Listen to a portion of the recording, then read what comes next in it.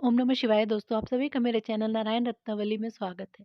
आज के इस वीडियो में मैं आपको रामायण के उत्तरकांड से श्री राम जी के अयोध्या वापसी की कथा संक्षेप में सुनाने जा रही हूँ।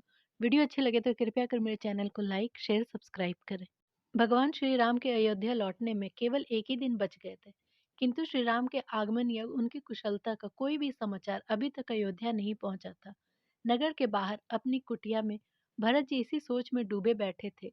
तभी एक ब्राह्मण ने उनकी कुटिया के बाहर आकर अलख जगाया। भरत जी तुरंत कुटिया से बाहर आ गए। तब ब्राह्मण ने उन्हें प्रणाम करके कहा, आप जिन भगवान श्री राम की प्रतीक्षा में व्याकुल बैठे हैं, वे शीघ्र ही अयोध्या पहुंचने वाले हैं।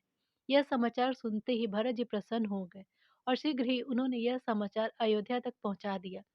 हवा की तरह यह समाचार पूरे नगर में फैल गया और चारों ओर खुशियां छा गई। राज सेवक और प्रजा मिलकर नगर को सजाने लगे। वे खुश होकर श्री राम, सीता और लक्ष्मण जी के स्वागत की तैयारियां करने लगे। अपना संदेश देने के बाद वह ब्राह्मण देव, जो कि वास्तव में हनुमान जी थे, अंतर ध्यान हो गए और पुनः अपने स्थान पर पहुंच गए। श्री राम जी का विमान अयोध्या के बाहर उतरा। वे उसमें से उतरकर माता सीता और अन्य सभी जनों के साथ पैदल ही अयोध्या की सीमा पर आए। तभी उन्होंने दूर से भरत जी को आते देखा। वनवासियों जैसे वस्त्र धारण किए हुए नंगे पांव भरत मंत्रियों, सामंतों और प्रजाजनों के साथ दौड़े चले आ रहे थे। उनके साथ शत्रुघ्न भी थे, जो किसी सेवक की तरह भरत जी की छाया बने हुए थे। उन्हें देखते ही श्री राम के नेत्रों से अश्रुधारा बहने लगी। भरत जी ने निकट आकर धरती पर लेटकर उन्हें साष्टांग प्रणाम किया, तो राम जी ने उन्हें उठाकर हृदय से लगा लिया। दोनों भाई गले मिलकर आंखों से खुशी के आंसू बहाने लगे। इस अनोखे मिलन को देखकर प्रजा के साथ साथ विभीषण, सुग्रीव, अंगद और हनुमान भी रोने लगे। इस पवित्र मिलन को देखकर स्वर्ग से देवगण भी पुष्प की वर्षा करने लगे। भगवान श्री राम के अयोध्या आने की सूचना पाकर गुरु वशिष्ठ भी अयोध्या आ गए। फिर गुरु वशिष्ठ की आज्ञा पाकर भगवान श्री राम ने अपनी जटाएं खोली और राजसी वस्त्र धारण किए। सीता जी को भी घर की स्त्रियों ने स्नान आदि कराकर उनका 16 श्रृंगार किया और लक्ष्मण जी ने भी गुरुदेव एवं भाई श्री राम और भरत जी की आज्ञा से वनवासियों के वस्त्र उतारकर राजसी वस्त्र धारण किए। इसके बाद गुरु वशिष्ठ ने मंत्रोच्चारण के साथ अपने हाथों से श्री राम जी का तिलक किया और मुकुट पहनाया। तीनों माताओं ने उनकी आरती उतारी और प्रजाजनों ने राजा राम की जय एवं श्री सीताराम की जय जयकार से आसमान हिला दिया। राज्याभिषेक होने के कुछ दिनों के बाद जब राज्यसभा बैठी हुई थी, तब श्री राम ने महाराज विभीषण, कपिराज सुग्रीव, युवराज अंगद एवं हनुमान जी को संबोधित करते हुए कहा कि मित्र विभीषण, मित्र सुग्रीव, आप सब ने मेरी विजय में बहुत बड़ा सहयोग दिया है।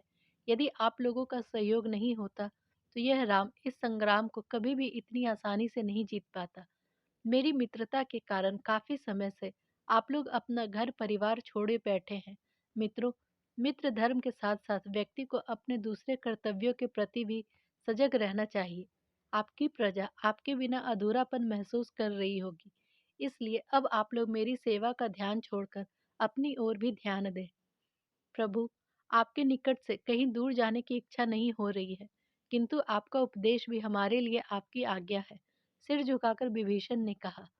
कुछ ऐसे ही सुग्रीव ने भी व्यक्त किए, किंतु उन्होंने देखा कि हनुमान जी की ऐसी कोई इच्छा नहीं है। सुग्रीव जी ने हनुमान जी से कहा, अंजनी पुत्र, मैं देख रहा हूँ तुम्हारे हमारे साथ चलने की इच्छा नहीं दिख रही है। आप ठीक कह रहे हैं महाराज, मैं भगवान श्री राम के प्रेम में डूब चुका हूँ। यदि आपकी आज्ञा हो तो मैं यहीं रहकर प्रभु श्री राम की जीवन भर सेवा करना चाहता हूँ। हनुमान जी ने हाथ जोड़कर सुग्रीव से कहा, हनुमान, यदि तुम्हारे मन में श्री राम के प्रति इतनी ही भक्ति है तो मुझे इसका प्रमाण दो। सुग्रीव ने कहा। यह सुनते ही हनुमान जी ने अपना सीना चीरकर अपने हृदय में बैठे श्री राम जी के दर्शन कराए। यह देखकर सभी उपस्थित जन श्री हनुमान जी की भक्ति के समक्ष नतमस्तक हो गए। तब महाराज सुग्रीव ने कहा, हे पवन पुत्र, तुम पुण्यों की राशि हो, तुम्हारी भक्ति अनन्य है। मैं वानरराज सुग्रीव आज से तुम्हें प्रत्येक बंधन से मुक्त करता हूँ। अब राम राज्य का शुभारंभ हुआ। उनके राज्य में सभी प्राणी, मनुष्य, जीव जंतु सभी सुख से सुखी थे। सभी अपने अपने धर्म का पालन अच्छी तरह से करते थे। राम राज्य में किसी की भी अकाल मृत्यु नहीं होती थी। सभी लोग निरोग और स्वस्थ रहते थे। शेर और बकरी सभी एक ही घाट पर पानी पीते थे। धरती अन्न रूपी स्वर्ण उगलती थी। श्री राम जी प्रतिदिन प्रातःकाल सरयू नदी में स्नान करने के लिए जाते थे। तब प्रजाजन घरों के द्वार पर खड़े होकर उनके दर्शन करते। यही उनकी नित्य की पूजा अर्चना थी। कुल गुरु वशिष्ठ भी उन्हें धर्म और नीति का उपदेश देते थे और उन्हें एक आदर्श राजा के कर्तव्य बताते रहते थे। श्री राम अपने भाइयों से बहुत ज्यादा प्रेम करते थे। उन्हीं के सहयोग से वे शासन के कार्य देखा करते थे। राजकाज से फुर्सत पाकर अपनी प्रजा के दुख दर्द जानने के लिए श्री राम नगर का भ्रमण भी किया करते थे। श्री राम का ऐसा स्नेह देखकर प्रजाजन हमेशा ही उनके गुणगान करते। इसके अतिरिक्त श्री राम के दूत भी प्रजाजनों में रहते और उनके दुख दूर करने के विचार से श्री राम को अवगत कराया करते थे। एक दिन एक दूत राजसभा में आया और श्री राम को प्रणाम करके खामोश खड़ा हो गया। भगवान श्री राम के मन में शंका हुई तो उन्होंने पूछा, लगता है तुम कोई ऐसा समाचार लाए हो जिसे बताने में तुम्हें संकोच हो रहा है। जो भी समाचार है तुम मुझसे कहो। प्रभु, मेरी दुष्टता क्षमा करे, दूत ने कहा। फिर कहते कहते रुक गया। उसकी जीवा उसका साथ नहीं दे रही थी। फिर राम जी ने कहा, दूत, तुम खामोश क्यों हो? कैसा भी अशुभ समाचार है तुम मुझे कहो। तुम्हारे संकोच को देख कर लग रहा है तुम ऐसा समाचार लाए हो जिसे सुनाने में तुम्हें बहुत कष्ट हो रहा है। वह दूत बोला, मैं नगर के एक धोबी के विचारों को जानकर बहुत ही आहत हुआ हूँ। वह अपनी स्त्री को डांटते हुए कह रहा था कि मैं श्री राम के जैसा महान नहीं हूँ, जो सीता जी के इतने दिनों तक रावण के यहाँ रहने के बाद भी उन्हें स्वीकार कर लूं। मैं तो एक साधारण मनुष्य हूँ। जा, मैं तेरा त्याग करता हूँ। बस प्रभु, ऐसा कहकर उपस्थित जनों के समक्ष उसने अपनी पत्नी का परित्याग कर दिया। यह कहकर दूत खामोश हो गया। यह सुनते ही श्री राम जी गंभीर हो गए। पूरी सभा शांत बैठी थी। कुछ पलों के लिए पूरी सभा में सन्नाटा छा गया। इसके बाद श्री राम जी ने दूत को जाने की आज्ञा देकर सभा समाप्त कर दी और उठकर अपने महल में आ गए। फिर वे एकांत में बैठकर पूरी स्थिति पर गंभीरतापूर्वक विचार करने लगे और वे इस निर्णय पर पहुंचे कि धर्म और समाज की मर्यादा बनी रहे, इसके लिए मुझे सीता का परित्याग करना ही होगा। किंतु इससे पूर्व इस घटना की पुष्टि करनी होगी। और भगवान श्री राम ने अन्य दूतों को बुलाकर इसकी पुष्टि की तो सभी ने इस घटना को सत्य बताया। दूसरे दिन प्रतिदिन की तरह भरत, लक्ष्मण और शत्रुघ्न श्री राम को प्रणाम करने पहुंचे। उन्होंने प्रणाम किया तो श्री राम मुख से कुछ नहीं बोले, केवल हाथ उठाकर आशीर्वाद दिया। तीनों भाई उनकी गंभीर मुख मुद्रा को देखकर हैरान और व्याकुल हो गए।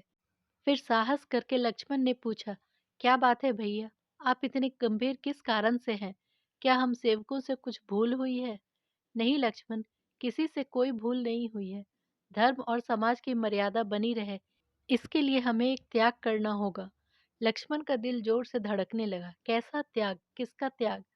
श्री राम बिना रुके कहते रहे, हम तुम्हें आज्ञा देते हैं कि सीता को इसी समय वन में छोड़कर आओ।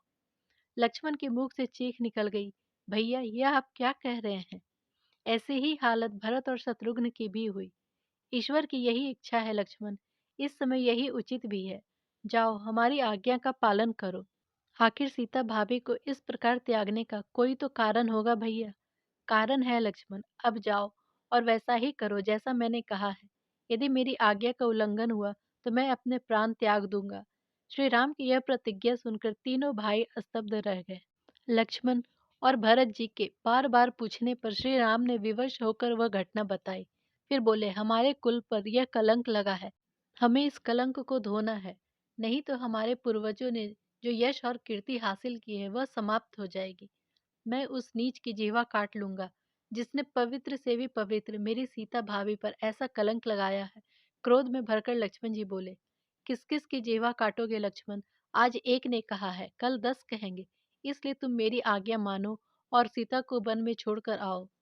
यह राज आज्ञा है लक्ष्मण। अंत में विवश होकर लक्ष्मण जी सीता जी को रथ में बैठाकर वन की ओर चल दिए।